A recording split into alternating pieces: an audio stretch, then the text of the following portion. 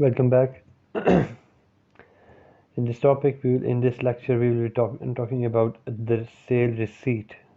We've discussed the sale invoices, different form of sale invoices, that is how to add a new invoice, how to add a new customer in an invoice, how to add a new service line item in an invoice. Now, we've already seen that there are invoices that we have already recorded into the system. Now, it is a simple process that we will be recording a sale receipt. What is sale receipt? Sale receipt is something that has nothing to do with the accruals. It only talks about something that is sold against cash.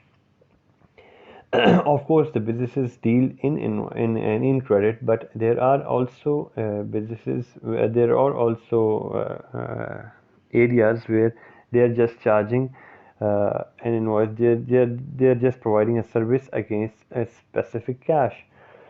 So let's say that there was a customer that is Benjamin Young. So we've got a customer that is Benjamin Young who is available in our system. He's got a billing address, and we've got a sale receipt date, that is 17th of May 2021. We will just change it to the let's say 11th of January. So we've got the date for the sale receipt, and we say that there was a party for Benjamin Young, and we've got catering services provided over there, and we will be charging it as a sale receipt. So we've got the customer details in, we've got the date of the service provided in, and now we will be going for the product service line item. You see there the payment method, that how we are expecting the payment. No issue, because it depends that whether we got the cash, we've got the credit card, we've got the important thing is here that where we understand the system should record the amount that we are receiving from the customer. So that is a current account, current cash at bank and cash in hand. So we will keep it as it is. Then we say that we've got a catering service for Benjamin Young, and we will be doing that.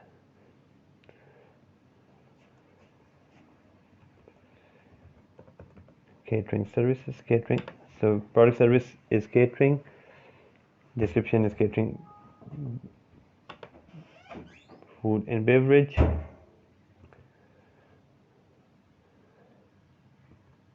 We've got one quantity, okay, one event was there. We've got a rate here of 900 supposedly. So we've got this amount.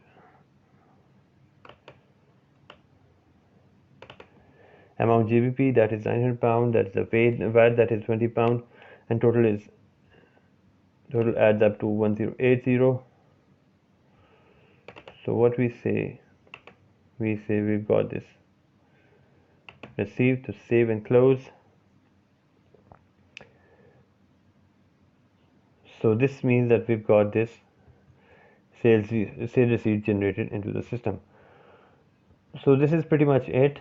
Here what we've ignored is, or what we've bypassed is the recognition of accrual into the system. We've gone directly to the sale receipt. We've got the cash in immediately against the service. So we are recording directly against cash. So thank you for watching. We'll get back to you with another lecture.